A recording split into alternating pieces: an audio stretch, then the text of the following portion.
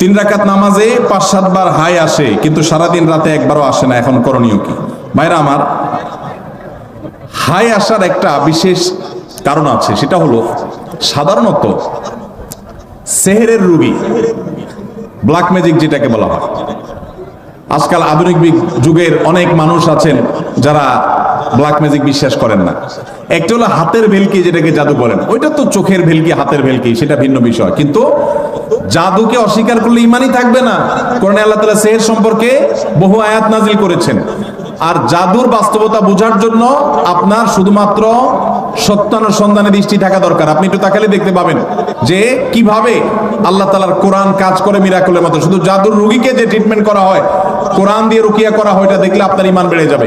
তো এখন জাদুর রোগীদের অনেক সময় হাই বেশি আসে, হাই অহেতুক কোনো কারণ ছাড়া দেখবেন হাই তুলতে থাকে অসংখ্য।